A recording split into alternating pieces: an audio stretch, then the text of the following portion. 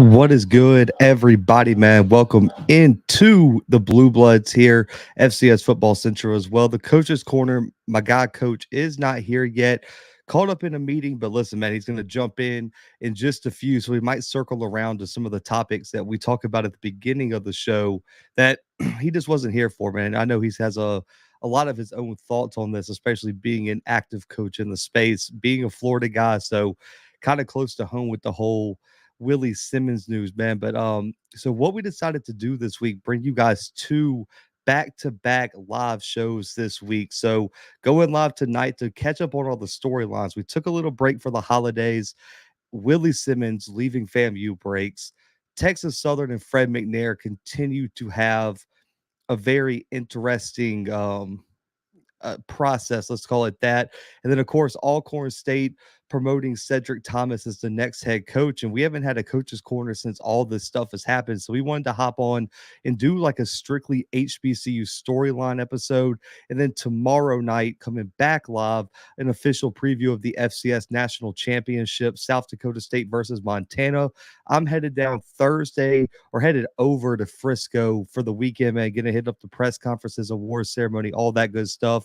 My guy, Coach Fred, getting over there on Friday night, and we're going to be on some shows on Saturday, some live shows across the FCS. I'll be doing a feature with NCAA.com on Saturday afternoon with Stan Beckton previewing the FCS National Championship. And then Sunday, we'll all be at the game. I got Timothy, as if you guys have read the site, Timothy Rosario has done a hell of a job as a contributor for the site. He'll be up in the press box running social media, doing all that good stuff for the Bluebloods and FCS Football Central. So we're going to have the full team in Frisco. And if you're listening and you're in Frisco or around Dallas and want to catch up, man, hit us up. Come say what's up. And I'm really looking forward to it. It'll be the first time we've had a full team go and cover a game together. And so I can't wait for that, man. But first off, hope you guys had a great holidays, a great New Year, first live stream of 2024. Man, I was sick as a dog over the holidays. So just now kind of getting back to 100%, but it's good to be back. Let's start here, man.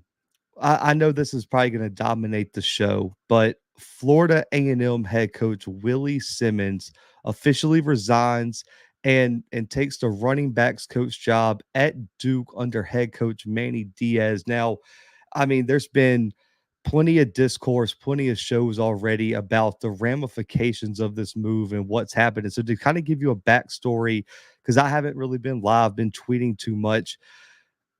There was a coach that reached out, and shout out to my guy Scotty for All Script for breaking the news. And I texted Scotty about it. There was a coach about 3 or 4 days before the news broke on All Script where a coach just reached out to me and my guy, Coach Fred, and said, watch out for Willie Simmons possibly leaving FAMU for an assistant coach position. And I'm going to be 100% transparent with you guys. I just downplayed it. I really just was like, man, I'm not breaking that. There's no way that's really the case. Like, what assistant position? I need more info than just watch out for Willie Simmons taking an assistant role somewhere. So I just kind of downplayed it. This was like, I'll keep it on my radar. I reached out to a few of my other connects in the coaching world, and there were some rumors, but nothing too concrete. And I mean, there was even some rumors about a possible thing at Virginia Tech, and I've got some weird feedback. So I just kind of held off on it. And then it surfaces that the Duke running back position was one that really drew his interest, and it was mainly due to his relationship with Manny Diaz, where they coached together back at Middle Tennessee State. I've seen a lot of just confusion about why he would take the job. Is this truly elevation? Just the future of HBCU football coaching. And I talked to another assistant coach, not Fred, another assistant coach in the SWAC, and he told me, this is before it was official, that he thought Willie had to take this opportunity. And I'm going to explain why. He told me that Willie turned down a position a few seasons ago to be an assistant coach at the FBS level. And in his mind, if Willie turned down a second opportunity at that level, especially one with a guy who has a great relationship with Manny Diaz, The question that this assistant coach had is, would he get another opportunity to make the jump to FBS? Or if he turns down 2 opportunities, does he ever get another one? And I thought that was very interesting because we talk about opportunities for FCS, but especially HBCU coaches making that move to FBS and especially making the move as an assistant or a head coach. And I thought it was telling that, in his opinion, being an being an assistant coach himself in the SWAC, that there's like this narrative around assistant coaches in the SWAC that it's almost like there's like a glass ceiling where once you're here, you're kind of stuck there. And I thought it was very interesting that he said that. Let me get my guy on. My guy, Coach Fred, is in here. Coach, how you doing, man? I'm good, man. How you doing? Sorry for the late entrance, brother. Hey, you're good, man. You jumped in at the perfect time. We were getting into this Willie Simmons news. First, before I get into the topic I was talking about, Coach, your first reaction to Willie Simmons headed to Duke as the running backs coach. Um, Man, first reaction a couple weeks ago when we first kind of heard this, I was about 50-50. But the more I thought about it, the more it made sense. The relationship that I've built with him over the years, it made sense. I just didn't know if it would be Duke. I was thinking somewhere else. I think me and you kind of talked about it during that time as well. So a little surprised at the timing, but understandable. Your coach, I talked to, and me and you have kind of talked off camera about this. I talked to another assistant in the SWAC about this, and he said that, in his opinion, Willie had to take this opportunity because he turned down one about 2 years ago, reportedly. And he said, man, coming from the SWAC, if you turn down 2 opportunities, especially one tied to a good friend of Manny Diaz, would another offer ever come? Is that a reality in your opinion in this coaching space? Yes, I think that's for anybody coming from any conference. I think once the word gets out that you're not going to leave, then people are going to stop asking you to leave, if that makes sense. So, he could have been from the CAA, and had he turned down 3 job opportunities, the 4th one wouldn't have come. So, I think that's pretty much relevant with anything when you uh, had you asked me to do this 3 times and I said no, would you have asked me a 4th time to do it? That's So fair. yeah, I think it was one of those situations where Yeah, and the exact pay increase, I'm not sure. I think it's a reported like 100K increase, somewhere around 500K total, but I've heard that could be a little bit higher than is being reported based on some auxiliary positions and incentives that he might have in his contract. But I want to see the official contract before I make any assertions on that. Coach, I don't know if you saw this. Willie Simmons actually did an interview with HBCU Game Day after his decision.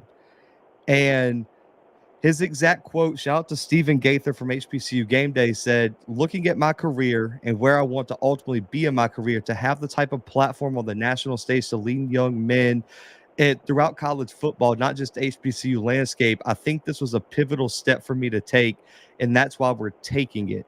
And he kind of went into Willie Jeffries back in 1979, Jay Hobson at Alcorn, which we all know, like he said in his interview, does not look like him or some of the other coaches in the HBCU space. And then he said there was Dion, who it's really just one, Dion Prime Sanders, in his interview. He said that this was the step he had to take to ultimately be where he wanted to be.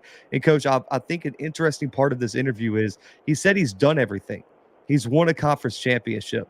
He's won a HBCU national championship. He's been to the playoffs. His team's won all these awards. He said, I've done everything I can do at this level. My resume, the only thing that I can do that will further my resume is coach at the Power 5 level, and that's why he took this job. Your thoughts on that? to each his own. But I think that's always been his ultimate goal, was to be there and to prove that he belonged there. So, this is the perfect opportunity for him to do it.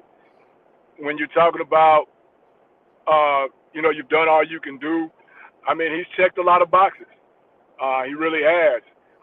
We won the 2014 HBCU National Championship and the SWAC Championship there at Alcorn with Jay Hobson. So, he's had one of those before. He has another one.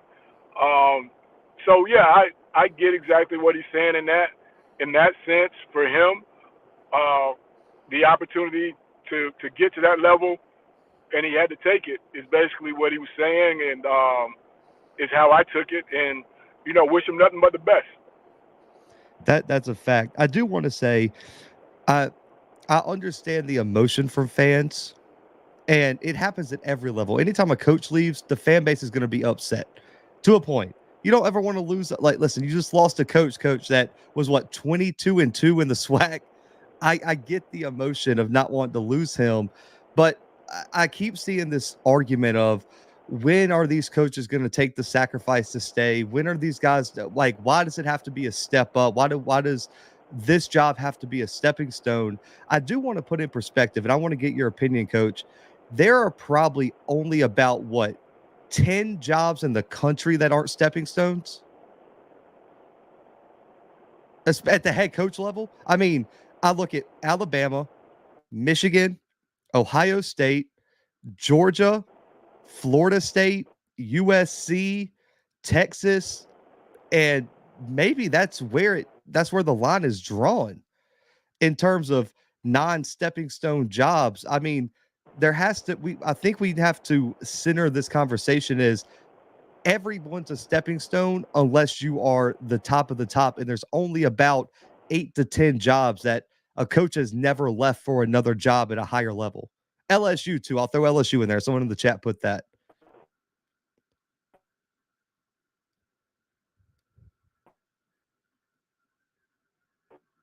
We might have lost Coach here.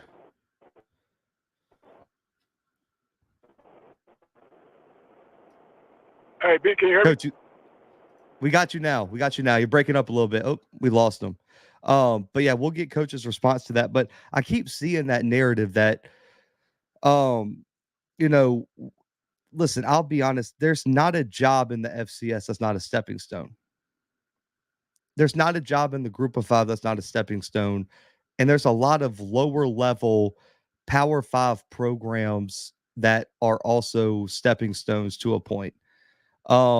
So I really do want to say that we have to kind of center that narrative, and I understand why people want to talk about it, but I like this thing of, how do we make the FAMU job, the Jackson job, or something not a stepping stone? I mean, we have to also put in perspective at the FCS level, and this is exactly where I was going.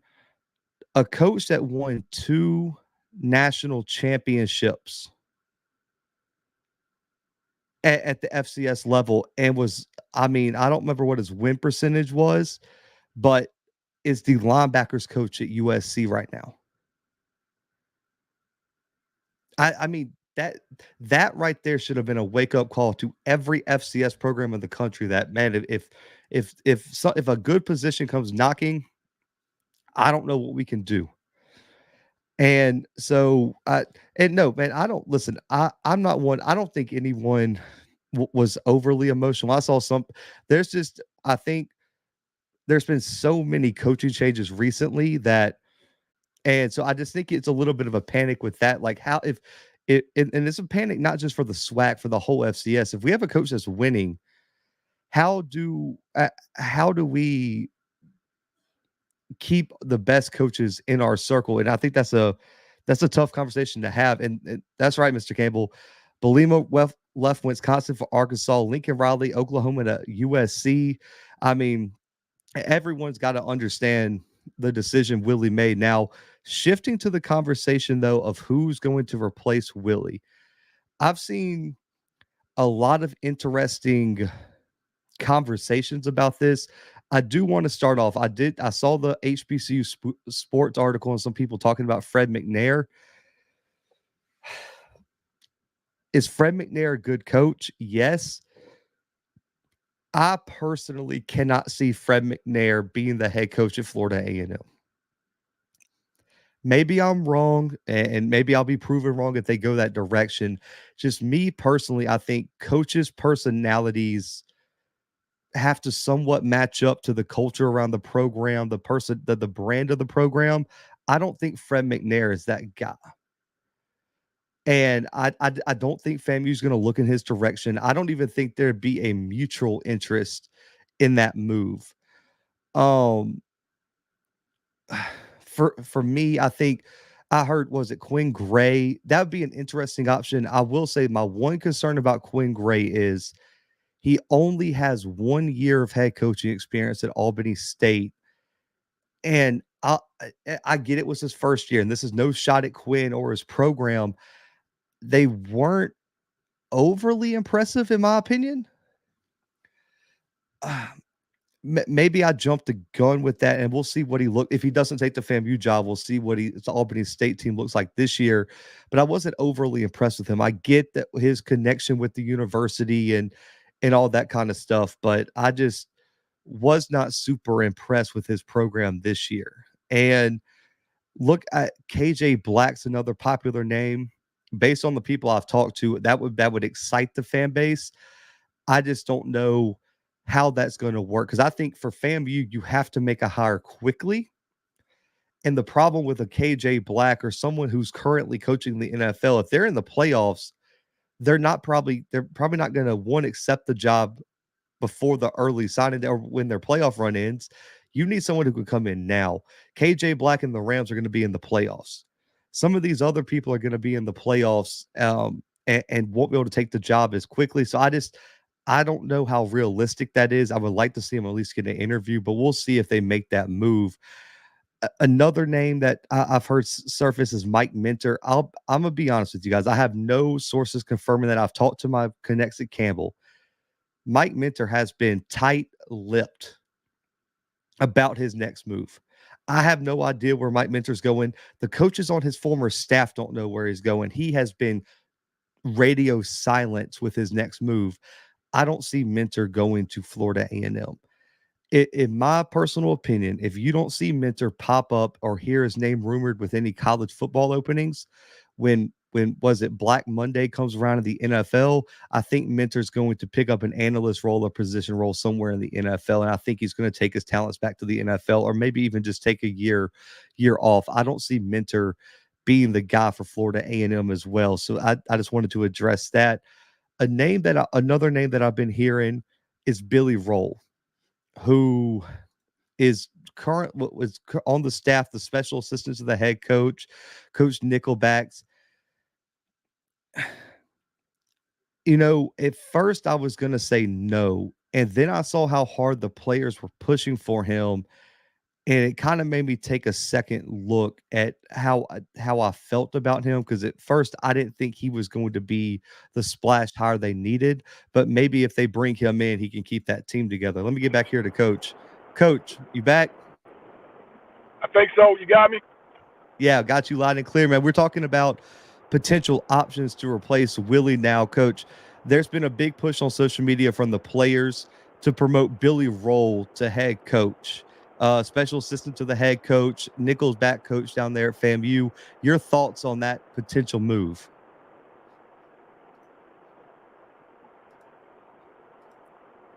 Hey, Big, can you hear me? Yeah, you got me? No. Okay. You got it. All right, can you hear me? Yeah, it's kind of like a little echo, but I'm good. Okay, cool. Okay, so how do you feel about Billy Roll potentially be the guy at FAM? That's who the players and everyone on social media has been pushing for, is Billy Roll. If I think I'm hearing you correctly, from when we broke to now, when folks are talking about it being a stepping stone, or being able to, I guess, keep the coaches there, and then you kind of went down your list of schools. I think it's all relevant to how you see it. Like you said, a person at Troy might use or say that Troy was a stepping stone to get the job at, say, Tulane. It's all relevant to how you look at it, how you view it. I think it's a good thing, because I think it highlights the person that you hired. I think it highlights that leaving and going to. Um, I don't know if I like the term stepping stone, but each person views it and sees it different. But I don't know how promotion within any business is good, I would think. Yeah, no, I know the term is might be bad. Like stepping stone is kind of a tough word. I know no one likes that to be associated with their school. But coach, man, I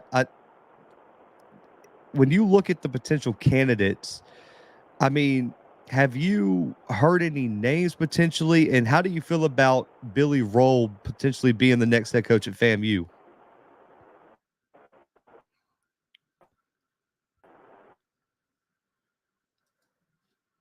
Think we lost coach again. Coach is going to join when he gets back home. I just shot him a text. But Billy, like I saw the chat, Billy Roll could open up recruiting potentially and everything. Listen, and I saw this tweet. Coach Gary Harrell, and who was the other guy he recommended? There was another guy on uh Colorado staff. Neither of those guys. That's not happening. I know. What was it? Coach Reed from 247 tweeted that out. Listen, it's not happening. I don't see. Yeah, Coach Hart was the other suggestion. That's not happening. I think Billy Roll would be an interesting hire. KJ Blackwood as well, and then also I don't know how FAMU fans would feel about it, but there's been a name that's kind of been circulating around other head coaching opportunities. And I think he's a guy that, in my opinion, once we talk about the Texas Southern job, this might make a little bit more sense. I think he's being kept on the back burner as like a safety option, even though we shouldn't be. If KJ Black falls through, if you don't want to bring Billy Roll into the position, would it be I want to know how FAMU fans would feel about it. What about Tremaine Jackson at Valdosta State? There was a whole conversation when Texas Southern had an opening and some of these other places that Tremaine Jackson has done everything he needed to do to get a head coaching job at the FCS level, at the right above D2. He's led a winning program at Valdosta. He can recruit South Georgia, that Florida area. I'd be interested if that would be a potential fallback option for FAMU or not. But I do think, from based on what I'm hearing, Billy Roll is probably the name that's gaining the most traction right now. And I know some people are assuming that that's going to be the move. And I'll be interested to see, because I talked to a coach that said, with this happening so late, because Willie had to stay past December 31st to get all those bonuses. But with National Signing Day coming up, with the speed that this hire has to be made, Roll would be a quick option. And if he doesn't succeed year one, if I'm FAMU, I give him a short-term contract. If a short-term contract, and if I'm not impressed after year one, we let him go after next year, and we do a full coaching search ahead of the curve. Because it's January 2nd, you're gonna have to get a move on. Roll's a safe hire. Your fan base will be happy with that hire, and you could always make a move after next season or year two if it doesn't work out. It's a low risk, high reward type of hire, in my opinion.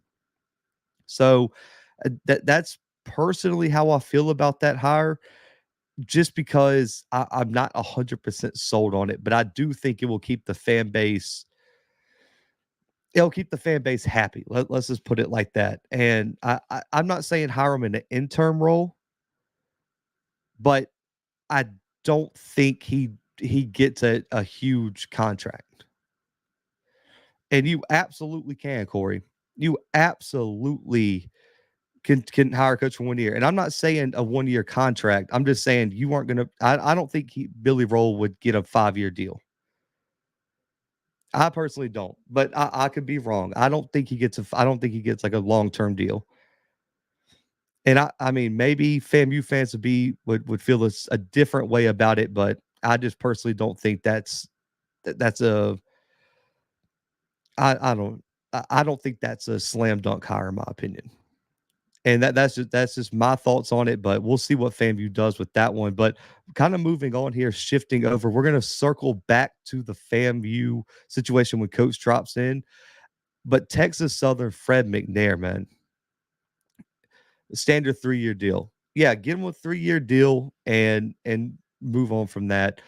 Now Frank Wilson, maybe Joseph, I don't know what Frank Wilson's salary is at LSU, being the running back coach and recruiting coordinator.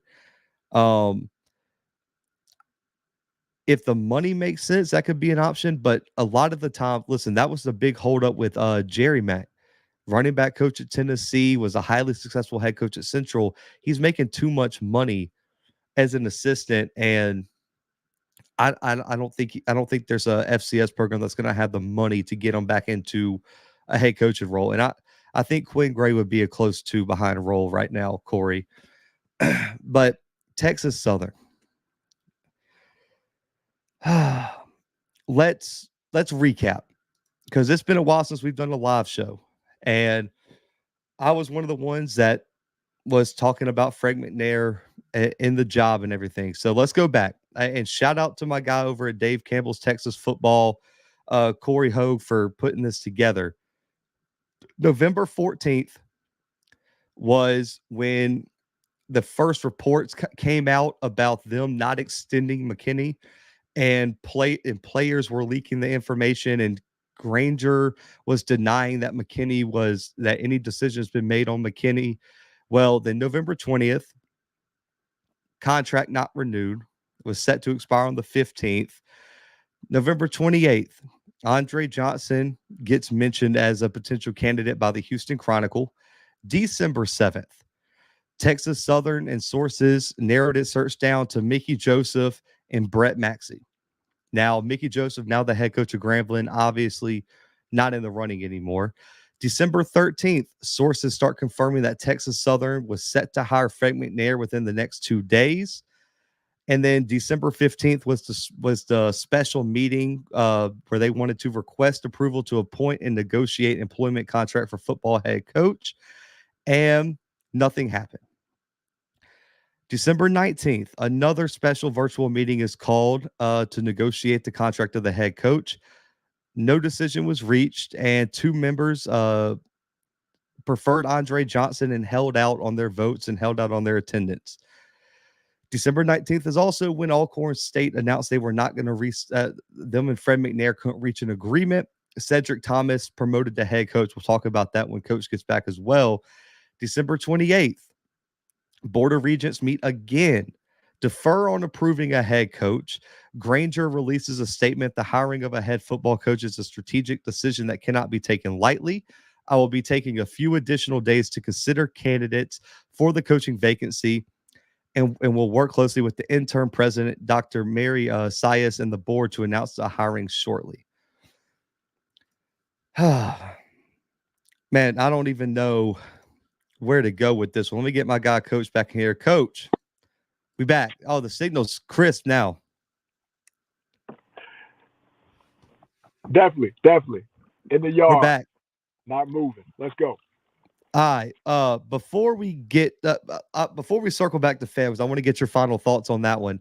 We're talking about Texas Southern and Fred McNair, and I know that you have a relationship, so there's only so much you can share, but your opinion on what's going on, given that, I mean, you were kind of in the middle of this, working under Fred as he negotiated his contract at Alcorn and decided to leave. Just your thoughts on the madness that we've seen go on at Texas Southern these past few weeks. Oh man, just the vanilla part of what I can give you, I guess, is what we'll say.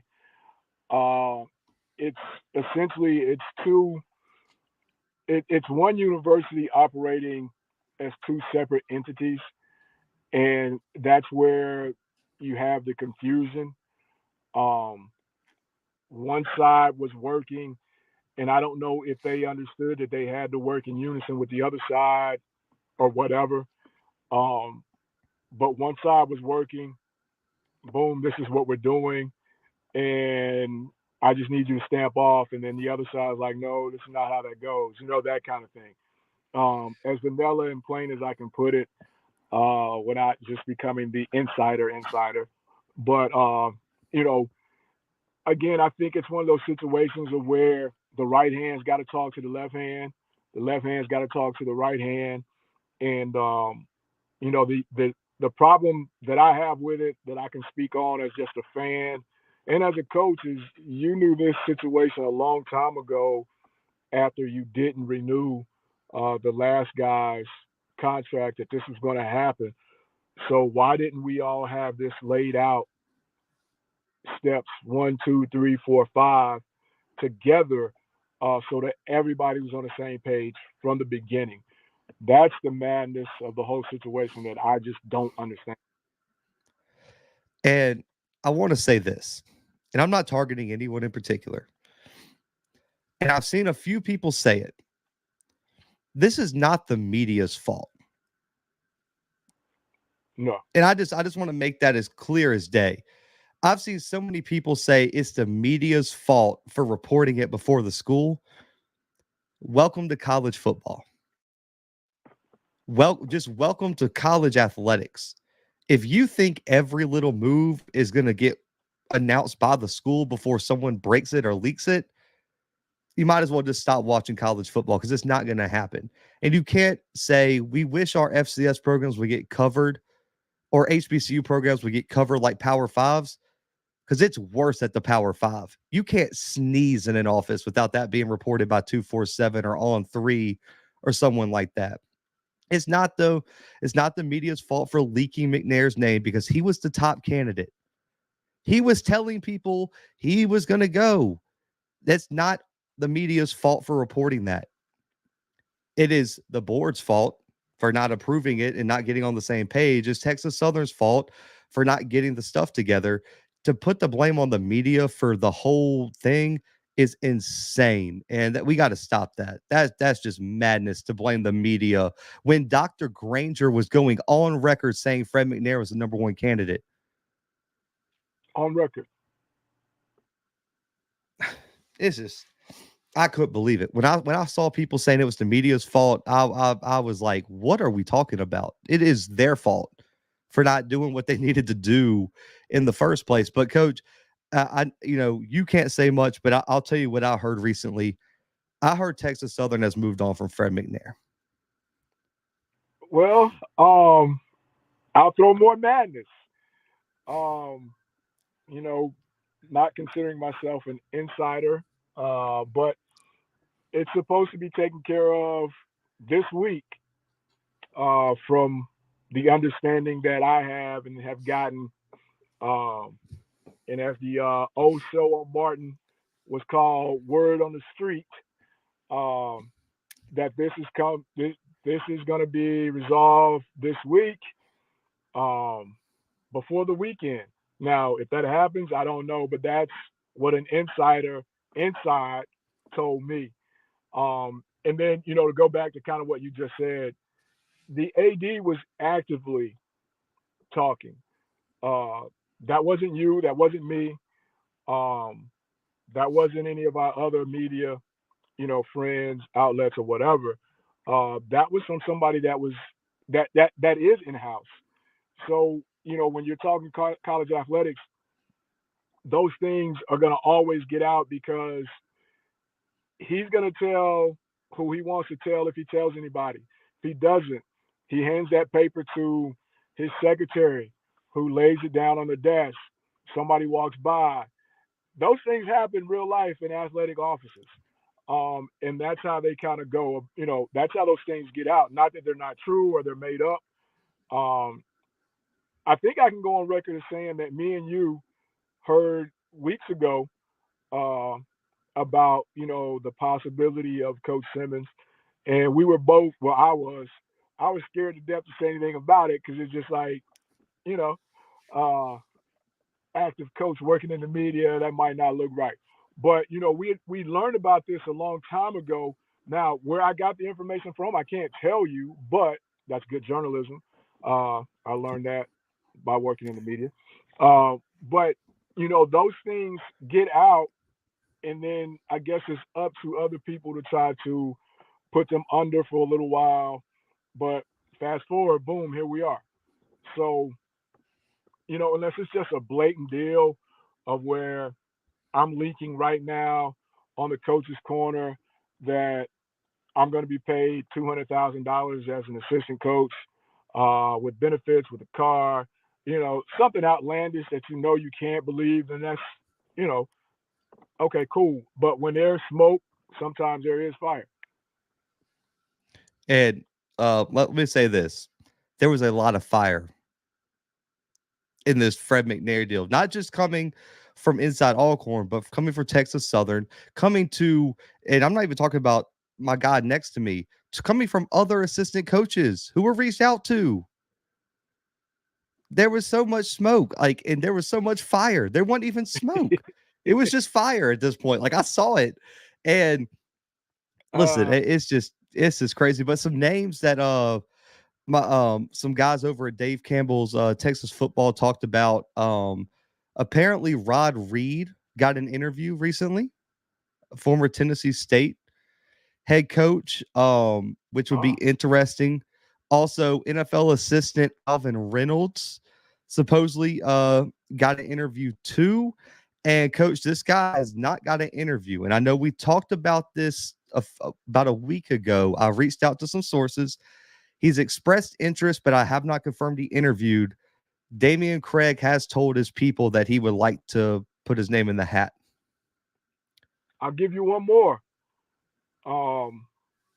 And I can't reveal my sources, but Antonio Cromartie, former NFL, former Florida State Seminole, has officially, from what I understand, will or is or trying to throw his name in the hat, however you want to phrase it. But I go back to something you said last week. At this point, I don't even know if the officials there want to play football in the 24 season, because I don't care if they bring back, God is dead, Don Shula. He's not winning ball games next year if you don't hurry up and give him an opportunity to get in there and A, get a staff, B, get adjusted, and C, hit the road recruiting. Because I don't know what's left in-house, but it can't be a full team. There's no way there's a full offense, defense there on campus whenever they go back to school here in the next couple of days. So, I don't know if they want to play in the 24 season or if they're going to say, hey, out of this 4-year deal, this year doesn't count. You will start your 4-year next year. But they're not doing their guy or whoever, they bring in there. They're not doing him any justice right now. It's just, I mean, I just can't believe we're sitting here, Coach, on January 2nd after all this, and there's a chance Fred McNair is not wearing the Texas Southern emblem on his shirt next year. It just, I mean, Coach, I could have took all your money if I would have bet you that about 3 weeks ago. I would have had your whole paycheck for next season if I would have bet you that, because no one saw this coming. But Coach, I want to circle back to the FAMU conversation because we talked about some potential candidates. I know you couldn't hear me. The names that have been circulating, Quinn Gray and Billy Roll, have been the two most popular names surrounding the FAMU job. Your thoughts on that? Big play Gray, I know.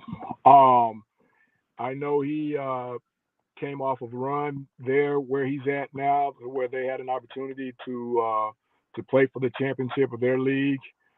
did an excellent job taking over that program. That was a championship program and maintaining it at championship level, which I think is going to be very important for the next person to come in to Tallahassee. But they are also starting to teeter with that timeline just because of the way things uh, played out, But you have this second signing day coming up, uh, and then you know how the process is, man. Like we don't come back to school until after Dr. King holiday, even though you have a window in there where you're still visiting, uh, but your classes doesn't start till then. But we all know how administration moves. Uh, we all know how it takes to get those things taken care of. So you've got to have somebody in place, even though the kids aren't there. You got to have somebody in place by next week in order to have their paperwork done, in order to have guys that can go hit the road legally and recruit for your program, plus maintain what you have in house. There were some guys that were due to be there in a couple weeks that have opened their recruitment back up. And, there's going to be more if you don't hurry this process up. And you don't want to feel rushed, but you've got to have a plan A, plan B, plan C, and they've got to be right there on speed dial. Otherwise, you are, you're playing with fire. I didn't talk about this. I wanted to wait until you were here. I think I'll be honest, Coach. If it's up to me, you have to announce a hire by Friday. Both programs. Oh, well, Texas Southern. Listen, Coach, Houston Christian lost their coach yesterday. Braxton headed back to Campbell. Houston Christian might make a hire before Texas Southern. So I'm not holding them to that standard. But if you're FAMU and you want to go and compete, defend your title, I got to have a head coach announced by Friday, Monday at the latest. Yes. If you didn't feel like there was somebody on staff that you could go ahead and say, boom, this is my guy. No interim tag, kind of like was done at our place. If you don't feel like you have that in the building, yeah, you've got to be conducting phone interviews, one behind the other. You got to be in there like a telemarketer. You got to be going. No time to hire a search firm. No time to pull together this 80-person committee to see whose time can line up to be here for. No, you can't do that. You ain't got time. Now, if you want to have time to do that, that's fine. But understand what that time in the beginning is going to cost you in the end. Yeah, and that's why, like, I saw. Listen, I saw everyone in the chat, and we talked about that a little bit earlier. Listen, I understand the rumors behind KJ and some of these NFL guys.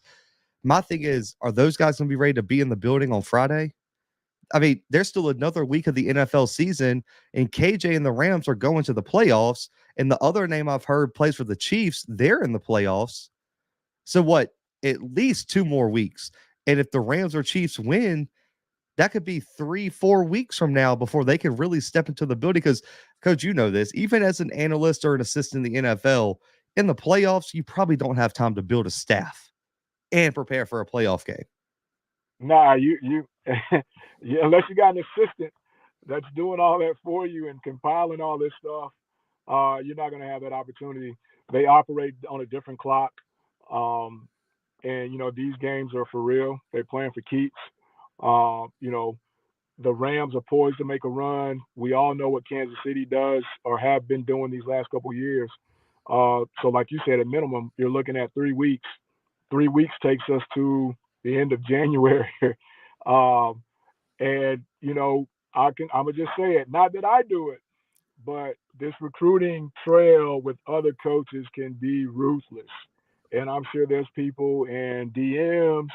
I'm sure there's people making phone calls to uncles, high school coaches, all that right now as we speak. So you've got to get somebody in there, like you said, quick and as you can possibly get them in to put all those fires out.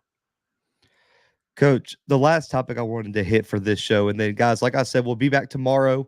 FCS National Championship preview. Won't want to miss that one. That was going to be a blast. Cedric Thomas, Coach.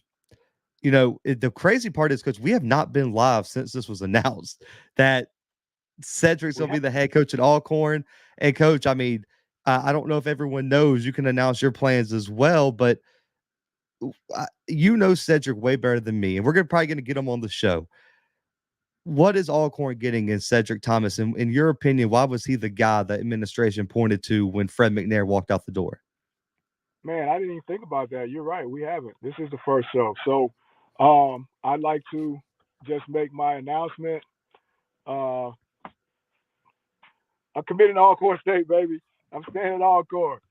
Uh, yeah. So when you look at him and the process of when everything happened, the administration, they saw what we were doing on the recruiting trail. Signing day was the next day. Their deal was we got to get somebody in place quick, and they had been through it before with Coach Hobson to Coach McNair passing the baton. So it's kind of like the same thing. So Coach Thomas, has head coaching experience, took over a rough program at UAPB, got it up to being respectable before he left out of there. So what made him the choice was, a he's has previous head coaching experience. B, uh, the kids know who he is. They love him. They understand he's about business. He's gonna love on you, but you got to be doing the right things. Um, C, the energy that he brings. I don't know if you saw the video when we beat Alabama State. Uh, he was the first one in the locker room waiting on them to get in. He's gonna celebrate all the good stuff, but he's gonna let you know when it's bad. He was the first one in the locker room when we beat Jackson, high fiving. Not letting those kids be down in their feelings when the announcement was made that PV won. Like, no, we just beat our rival. We got this for 365 days. We worked for this, and this is what we're gonna do. So, we're getting a guy that's gonna be a leader, a mentor. Uh, he's evolved. He understands what it takes, and he understands every kid that we have in the building. So there's not another honeymoon phase, so to speak, with the kids and the coaches. Um, we had a couple kids jump early in the portal, but for the most part, the nucleus that we needed to keep, he was able to keep. When he got the job, he got on the phone with a couple key pieces, Bailey, uh, the quarterback, the next O line guy. So he got on the phone with all those people just to make sure that they were comfortable and they understood that, hey, I'm the guy that's coming in. So, you know, that's what we're getting. That's what we're getting. Coach, I already know the answer. I'll let you announce it. But my guy, the watcher wants to know: are you coaching the same position, or are you getting a new assignment in the new staff?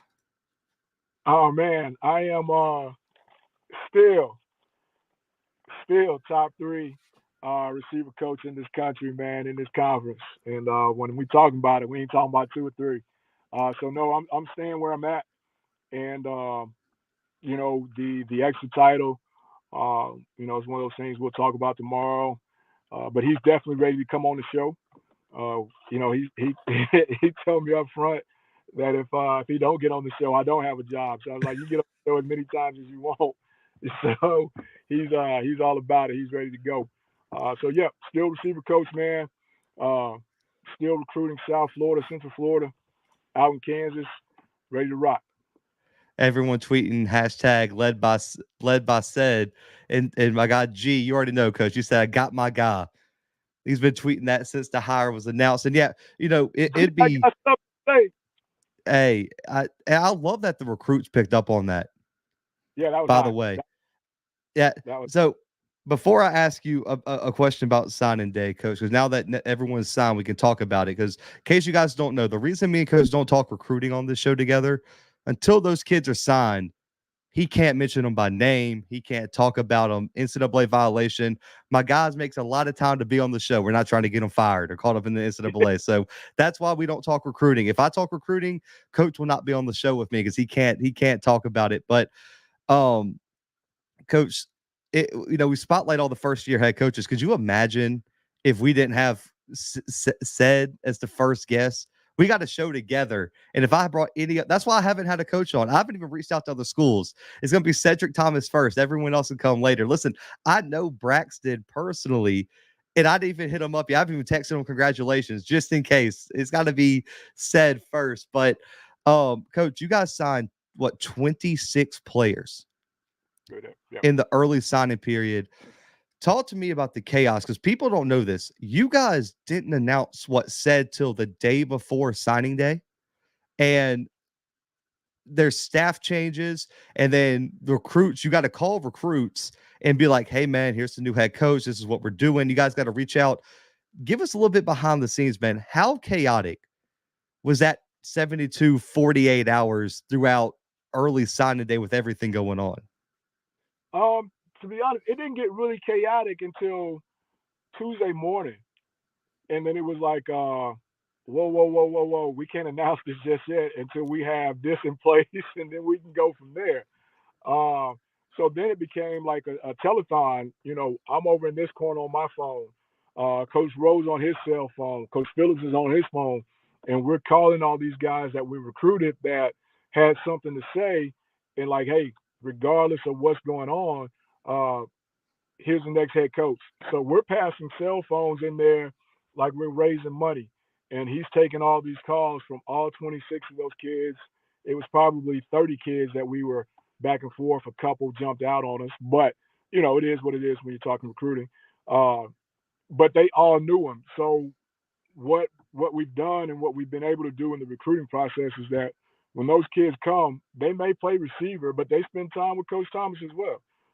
They may play D-line, but they spend time with me as well. So they know everybody in the building that has a collared shirt on. So all those kids were familiar with Coach Thomas from Friday when they got there to Sunday when they left. That was one of those things that Coach Mag made a point of. We need to know who these kids are when they get here, and we got to make sure they know that we know who they are, and making it a personable deal, not just a number, that kind of thing, because we all deal with these kids. So it's not like we have 37 analysts, 26 GAs. We have to deal with all of our kids on a day-to-day, so they have to know me. Even though they play defense, they got to deal with Coach Fred at some point. Now, they may not like the dealing that they have with me, but they've got to deal with me. They need to know who I am. So that part was kind of easy, but then the hour before they announced what was going on, now that was chaotic. That was chaotic. I wish we had recorded that. That was something to see. Yeah, but that's where we should have done the mic'd up. Oh, like we no did doubt. we should have done the mic'd up in the back room. Ain't no doubt. Hindsight 2020. That's exactly what we should have did. Ain't no doubt. Oh, but man, guys, listen, the recruiting was crazy, man. I'm gonna try to make time to get a early signing day talk. I know me and Scotty were talking about some film breakdowns, but listen, there's a kid that signed with Alcorn. If you think the running back train has stopped now that Jarvion and Nico have graduated, they got them one. And if you watch Mercer in the past few years, you know who I'm talking about. And that's all I'm going to say on that one, because they got them one with him. Man, it's one of those deals, man. Let me blow my own horn. Bam, bam, bam. As a receiver coach, man, your best friend is the running back. Your second best friend, of course, is your quarterback. Coach, why do you say that? Because if you don't have a running game, nobody's going to be worried about it. They're going to all drop back and play pass. So I try to go find those guys that can tote the rock. And, I've been pretty fortunate. Noah Johnson, even though he was a quarterback, Deshaun Waller, Nico, I've been fortunate to be able to have those guys in my recruiting area, and we've been able, been fortunate to be able to sign those guys. And this guy that's coming in, man, is just like those guys. He fits the mold. He's one of those guys that they say is next up. And when it hits, you'll see what we're talking about. Man, Coach, I'm excited. So, Coach, we'll be back tomorrow.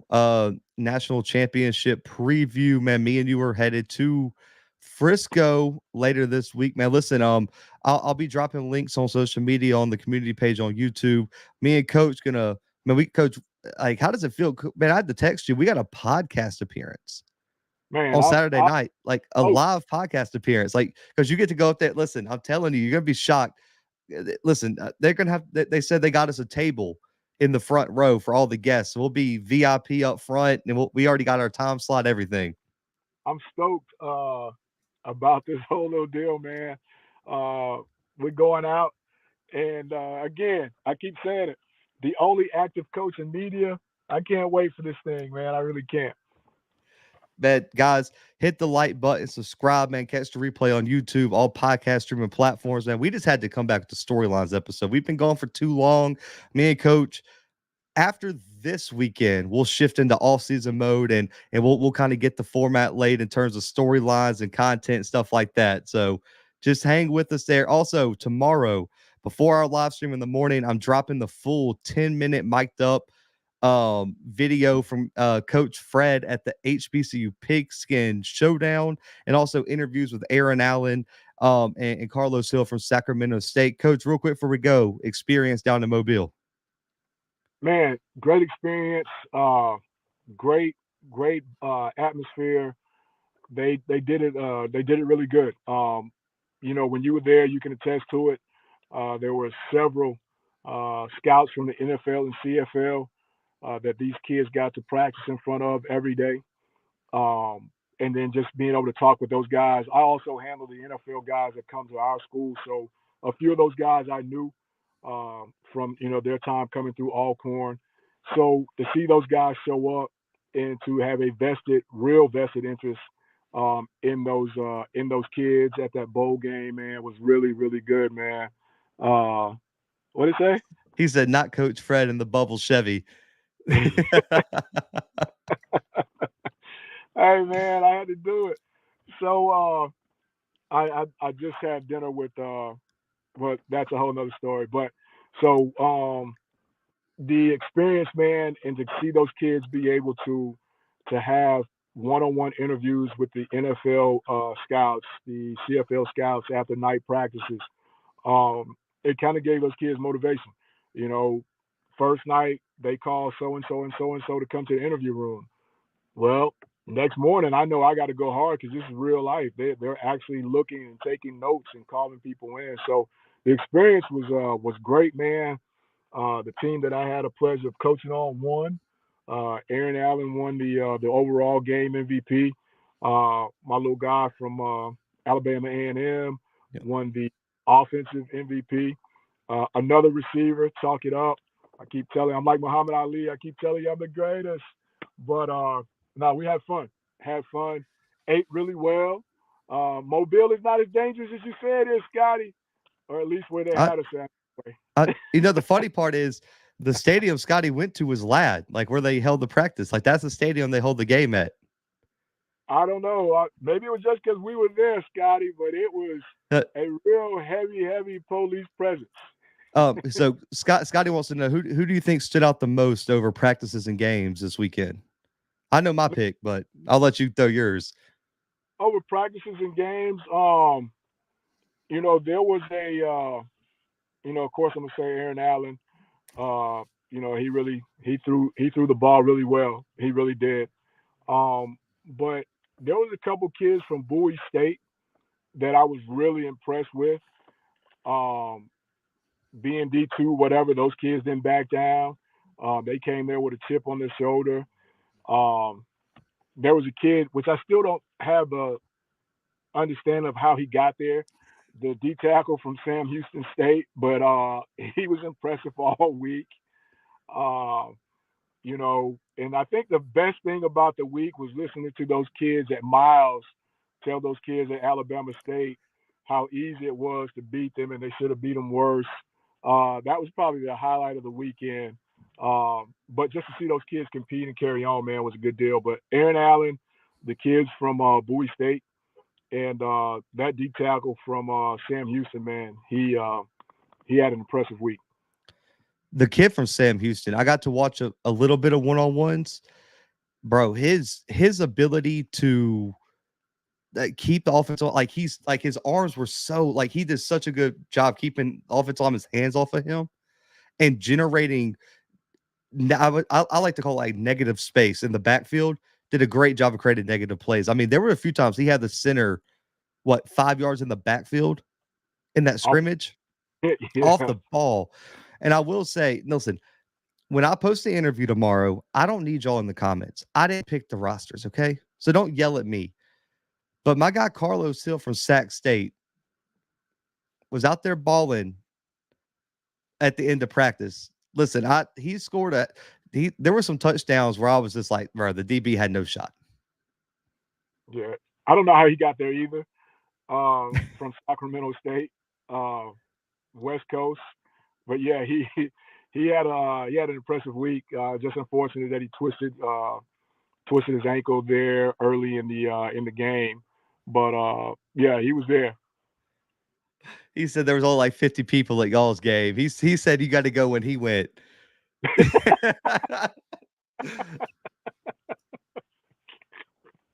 Oh God, bro. Bro, Scotty's wild, man. That's my dude, though. That's my dude. He cracks me up, man. Scotty, you better be at the Legacy Bowl, man. That's all I'll say, man. We got to get back to New Orleans, man. It was a blast last year, and the coach is going to be there with you this year. So we go get down to the Legacy Bowl and get all the covers there. But man, yeah, like I think the kid from Sam Houston, the kid from Sac State at wide receiver, Carlos Hill. Coach, I don't remember his name. It was the tall wide receiver from UAPB. Number 18. I can't remember his name, Yeah. but they done a little bit at tight end and out wide. Yeah, I like him with his versatility, and also, man, he's just a matchup problem for smaller y'all will see it in the mic. Yeah, you'll see it in the mic'd up clips. Coach was talking to them, and he was like, "Bro," he was like, "You're bigger than them. They don't want to see you out there. Just go get it. Just go get the ball." He was a problem, and apparently he's getting some looks because of his size. So I'm not surprised. I mean, the kid just looked different out there. And I think Aaron looked like the best quarterback there, and that's no offense to any other quarterbacks there, but Aaron looked like the most complete quarterback. And if you're at the Legacy Bowl, can we get Aaron an invite? Yeah, please, Legacy Bowl. You're here. Yeah, like let's get Aaron and Jarvion back together at the Legacy Bowls. Like that should be the promotion. But guys, go ahead. With Ontario. Oh, that's true. Yes, my guy got invited. Let's go. Shout out to Montario. That should have been a thing already. That really should have. Number 2 receiver in the league. Missed number 1 by a couple yards from the guy that was at Alabama State, that was at Vanderbilt, that I'm trying to get to Alcorn. I'm not saying his name, but you know who I'm talking about.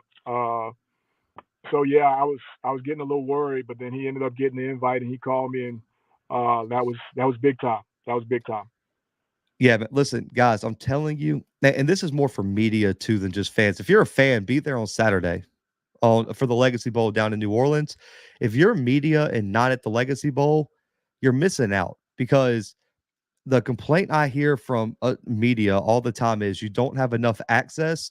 Scotty's in the chat, and Scotty can vouch for me on that, because I've been there for 2 years. Scotty was there last year. There's not an all-star game that you get more access to the players, coaches, and the people in the game than the Legacy Bowl. They do it right. They understand media has to play a role, and you get access to practices, players, the field, and they make all the accommodations that you ask for, man. I mean, heck, me and Scotty had a whole booth up in the top calling the game live. I mean, listen, the people who run it are amazing. If you're media, get down there and cover it, man, because these kids or these guys deserve as much coverage as the Senior Bowl gets, the Shrine Bowl gets, and all these other things. And me and Coach will be at some different all-star games. I know I'm going to try to split both games because I hate this, Coach. I know scouts have to hate it. Not the Legacy Bowl, the Senior Bowl and the Shrine Bowl are on the same week. Yeah, it makes it tough. So I'm going to try to get to Dallas on Wednesday for the Shrine Bowl, and then I live in Mobile. So, I mean, I'll drive 10 minutes to the Senior Bowl and then cover that one on like Thursday, Friday, Saturday. So I'm looking to try to make it to both. No promises. It's tough because the Senior Bowl is cheaper to go to because it's in my hometown, but only 2 FCS guys. And I think South Dakota State's whole freaking rosters going to the Shrine Bowl right now. So I might have to make it out to that one. And that's what the CFL scout was saying. They're not as as deep as the NFL. So they were trying to decide how they were going to hit both of those as well. And then apparently there's a bowl game in Miami. Yes, Um, is it Orlando? Is it the Hula Bowl?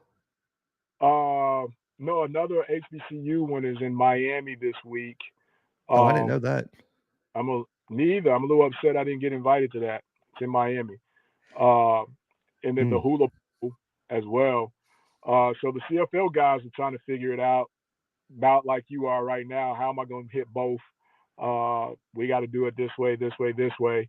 So that, and then they were really getting excited about the pro days coming up.